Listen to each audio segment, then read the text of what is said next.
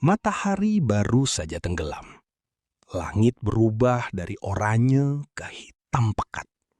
Dan kamu berdiri di tengah savana Afrika. Tanpa lampu, tanpa tembok, tanpa kunci pintu.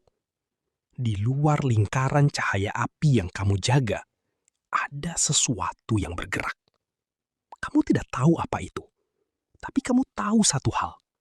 Kalau api itu mati malam ini, kamu mati juga. Ini bukan film horor. Ini adalah setiap malam yang dijalani nenek moyang kamu selama 300.000 tahun. Dan apa yang mereka lakukan di malam itu mengubah spesies manusia selamanya. Mari kita mulai dari api.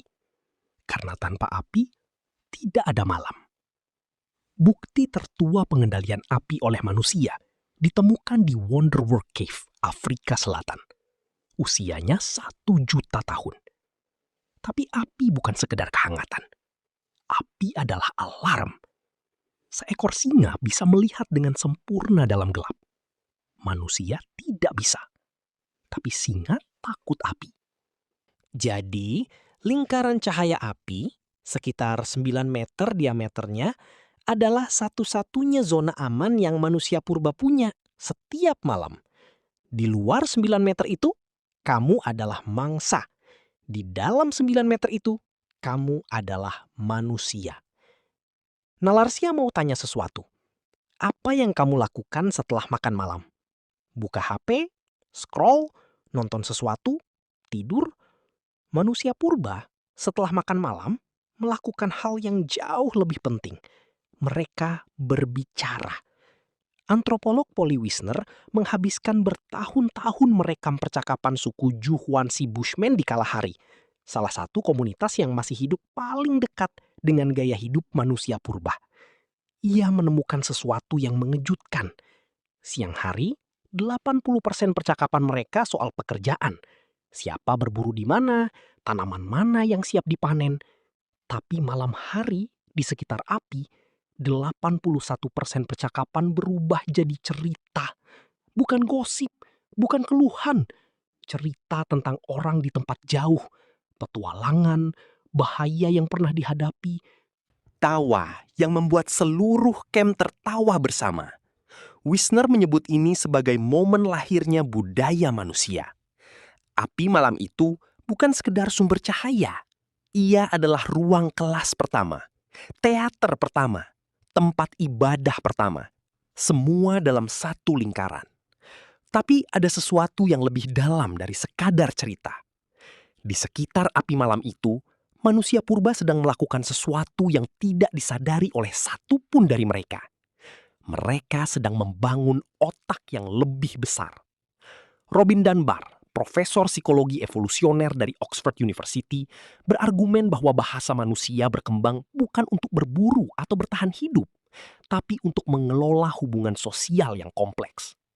Kamu perlu tahu siapa yang bisa dipercaya, siapa yang curang kemarin, siapa yang sakit dan butuh bantuan, siapa yang jatuh cinta dengan siapa. Semua informasi itu diproses di sekitar api malam itu.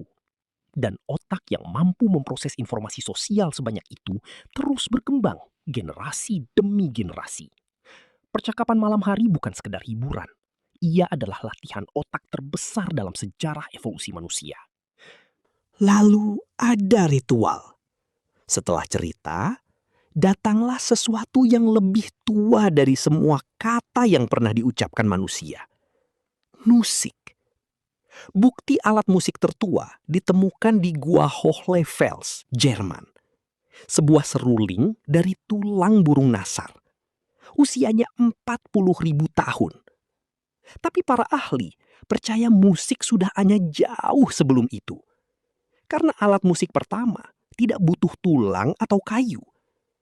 Alat musik pertama adalah tubuh manusia itu sendiri. Pepukan tangan, hentakan kaki di tanah, suara vokal yang diulang dalam ritme. Di sekitar api malam itu, manusia purba menari dan bernyanyi bersama. Bukan karena senang, karena itu menyingkronkan mereka. Penelitian modern menunjukkan bahwa bergerak bersama dalam ritme yang sama meningkatkan rasa kepercayaan antar individu secara drastis. Itulah mengapa tentara berbaris. Itulah mengapa orang berdoa bersama.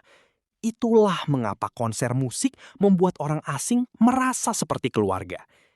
Manusia purba menemukan ini 300.000 tahun sebelum ada satu pun kata untuk menjelaskannya.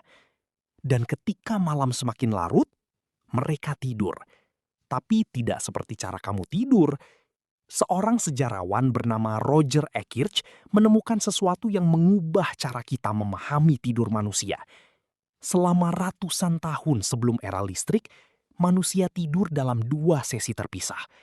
Tidur pertama, sekitar 4 jam setelah matahari terbenam, lalu bangun selama 1-2 jam. Lalu tidur lagi sampai fajar. Di kamp manusia purba, waktu terjaga di tengah malam itu bukan insomnia, itu giliran jaga api. Seseorang harus tetap terjaga, memasukkan kayu, memastikan lingkaran aman tetap menyala. Karena satu malam api mati bisa jadi malam terakhir untuk semua orang di kamp itu. Tapi di antara semua yang terjadi malam itu, ada satu hal yang paling sering dilupakan. Bintang. Manusia purba tidur di bawah langit yang tidak pernah kamu lihat dalam hidupmu.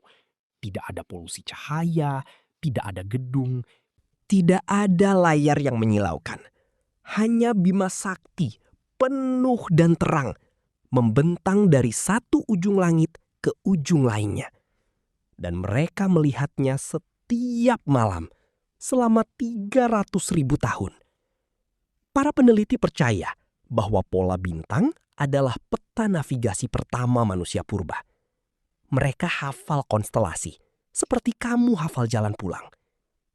Langit malam bukan sesuatu yang indah bagi mereka. Langit malam adalah GPS mereka, kalender mereka, dan mungkin altar pertama mereka.